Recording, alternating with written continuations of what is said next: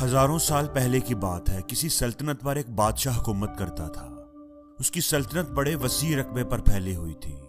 اس کا ایک نہایت خاص وزیر تھا جس پر بادشاہ بہت اعتماد کرتا تھا۔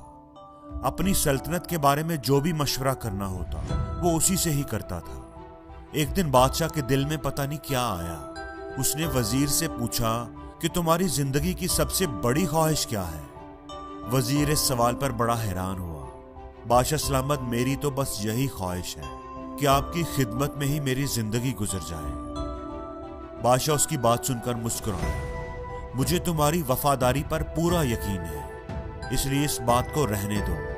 مجھے اپنی زندگی کی سب سے بڑی خواہش بتاؤ۔ وزیر تھوڑی دیر خاموش رہا اور پھر عاجزی سے بولا، بادشاہ سلامت، آپ ایک بہت بڑی اور شاندار سلطنت کے سلطان ہیں۔ مجھے آپ پر بڑا رشک آتا ہے اور کبھی کبھی میں سوچتا ہوں کہ اگر میں آپ کی سلطنت کے صرف 10ویں حصے کا ہی مالک ہوتا تو کتنا خوش نصیب ہوتا۔ بادشاہ یہ بات سن کر بے اختیار ہنس پڑا۔ تم 10ویں حصے کی بات کر رہے ہو؟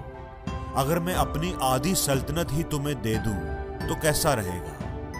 وزیر یہ بات سن کر گھبرا گیا۔ بادشاہ سلامت، آپ تو ہمارے سلطان ہیں، آپ کے لیے تو ہماری جان بھی قربان۔ یہ آپ کیسی بات کر رہے ہیں؟ بادشاہ نے کہا کہ میں بالکل سنجیدہ ہوں۔ اگر تم آدھی سلطنت کے مالک بننا چاہتے ہو تو تمہیں ایک آزمائش سے گزرنا پڑے گا۔ بادشاہ نے کاتب کو بلایا اور 2 فرمان جاری کر دیے۔ پہلا فرمان یہ تھا کہ میری آدھی سلطنت اس وزیر کے نام کر دی جائے، اور دوسرا فرمان یہ تھا کہ اس وزیر کا سر قلم کر دیا جائے۔ وزیر یہ سب دیکھ کر پریشان ہو گیا۔ بادشاہ سلامت، مجھ پر رحم کریں۔ میں نے تو ساری زندگی آپ کی خدمت کی ہے۔ میں نے تو آپ کے کہنے پر ہی اپنی خواہش بیان کی تھی۔ آپ مجھے یہ سزا نہ دیں۔ بادشاہ نے کہا کہ میں تمہیں 30 دنوں کی مہلت دے رہا ہوں۔ ان 30 دنوں میں تم نے 3 سوالوں کے جواب تلاش کرنے ہیں۔ اگر تم کامیاب ہو گئے تو دوسرا فرمان یعنی موت کا فرمان کینسل ہو جائے گا اور تمہیں آدھی سلطنت مل جائے گی، اور اگر تم ناکام ہو گئے تو دوسرے فرمان کے مطابق 30 دن کے بعد تمہارا سر قلم کر دیا جائے گا۔ اب غور سے میری بات سنو۔ پہلا سوال یہ ہے کہ انسان کی زندگی کی سب سے بڑی سچائی کیا ہے؟ دوسرا سوال ہے کہ انسان کی زندگی کا سب سے بڑا دھوکہ کیا ہے؟ اور تیسرا سوال، انسان کی زندگی کی سب سے بڑی کمزوری کیا ہے؟ بادشاہ نے تینوں سوالوں سے تھمائے اور کہا کہ جاؤ، ان سوالوں کے جواب تلاش کر کے 30 دن کے اندر اندر میرے پاس واپس آؤ۔ تمہارا وقت شروع ہو گیا ہے۔ اب وزیر بیچارہ پریشان، مرتا کیا نہ کرتا، ان سوالوں کے جواب تلاش کرنے کی لگن میں لگ گیا۔ اب وہ تھا تو وزیر، اس نے دارالحکومت کے دانش مندوں، مفکروں اور ذہین لوگوں کو بلایا، اکٹھا کیا اور وہ سوال ان کے سامنے رکھ دیے۔ سب نے اپنی اپنی عقل، سمجھ اور تجربے کے حساب سے ان سوالوں کے جواب دینے کی کوشش کی، لیکن کسی کا جواب وزیر کے دل کو نہ بھایا۔ ہر روز وہ نئے لوگوں کو بلاتا، سوال ان کے سامنے رکھتا، لیکن کئی روز گزرنے کے بعد بھی وہ ایک سوال کا جواب بھی فائنل نہیں کر سکا تھا۔ جو وقت گزرتا جا رہا تھا، اس کی پریشانی بڑھتی جا رہی تھی۔ موت کی تلوار اسے اپنی گردن پر لٹکتی ہوئی محسوس ہو رہی تھی۔ جب دانش مندوں سے بات نہ بنی تو وہ اپنا گھر بر چھوڑ کر کسی فقیر، کسی اللہ والے کی تلاش میں نکل پڑا کہ شاید انہی کے پاس سے اسے اپنی مشکل کا حل مل جائے۔ کئی دنوں تک وہ جنگلوں اور پہاڑوں کی خاک چھانتا رہا، وادیوں میں گھومتا رہا۔ جہاں کہیں بھی اسے کسی بزرگ، کسی نیک آدمی کا پتہ چلتا، وہ اس کے پاس پہنچ جاتا، لیکن کوئی بھی اس کی مدد نہ کر سکا۔ دن رات سفر کر کر کے اس کی حالت خراب ہو چکی تھی۔ اسے اپنی وزارت بھول چکی تھی۔ اس کے جوتے پھٹ گئے تھے، اس کے پاؤں میں چھالے پڑ گئے تھے، داڑھی بڑھ گئی تھی، بال بے ترتیب ہو گئے تھے۔ اب وہ کہیں سے بھی وزیر نہیں لگتا تھا۔ 1 مہینہ کتنی جلدی گزر گیا، اسے پتہ بھی نہیں چلا۔ مہینے کے آخری روز اس نے واپسی کی راہ لی۔ اسے یقین ہو گیا تھا کہ آج اس کی زندگی کا آخری دن ہے۔ محل کے پاس پہنچتے پہنچتے اس کی ہمت جواب دے گئی تھی۔ وہ تھوڑا آرام کرنے کے لیے ایک درخت کی چھاؤں میں جیسے لیٹ سا گیا۔ آخر آپ صحیح جگہ پر پہنچ گئے ہیں، اسے ایک آواز آئی۔ آپ کے تینوں سوالوں کے جواب صرف میرے ہی پاس ہے۔ یہ آواز سن کر وہ بے اختیار اچھل پڑا۔ اس کے جسم میں تو جیسے جان آ گئی تھی۔ اس نے پلٹ کے دیکھا، وہ ایک فقیر تھا جو درخت کی چھاؤں میں بیٹھا ہوا تھا۔ اس کے ہاتھ میں سوکھی روٹی تھی جسے وہ پانی میں ڈبو کر کھا رہا تھا۔ اس کے پاس ہی ایک کتا تھا جو برتن میں دودھ پی رہا تھا۔ تمہیں کیسے پتا چلا کہ میں سوالوں کے جواب ڈھونڈ رہا ہوں؟ کون ہو تم؟ وزیر نے پوچھا۔ وہ فقیر مسکرایا۔ اس نے اپنی بوسیدہ سی چادر اٹھائی جس پر وہ بیٹھا ہوا تھا۔ اس چادر کے نیچے ایک انتہائی بیش قیمتی لباس تھا جو صرف بادشاہ کے انتہائی مقرب لوگوں کو ہی ملتا تھا۔ جناب، ایک وقت تھا کہ میں بھی آپ کی طرح بادشاہ کا انتہائی قریبی وزیر تھا، اور مجھ سے بھی وہی غلطی ہو گئی تھی جو غلطی آپ نے کی ہے۔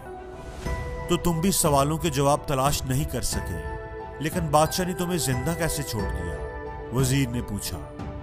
نہیں جناب، مجھے ان سوالوں کے صحیح جواب مل گئے تھے، اور بادشاہ نے اپنے وعدے کے مطابق اپنی آدھی سلطنت مجھے دے دی تھی، لیکن میں نے اس سلطنت کے پروانے کو پھاڑ کر بادشاہ کے حوالے کر دیا تھا کہ یہ سلطنت آپ کو ہی مبارک ہو، اور خود اس کٹیا میں آ کر بیٹھ گیا۔ وزیر حیرت سے اس کی بات سن رہا تھا۔ اس نے دل ہی دل میں سوچا کہ یہ کتنا بیوقوف آدمی ہے کہ بادشاہت چھوڑ کر فقیر بنا بیٹھا ہے۔ لیکن یہ وقت اس کی حماقت پر افسوس کرنے کا نہیں تھا، بلکہ اپنی جان بچانے کا تھا۔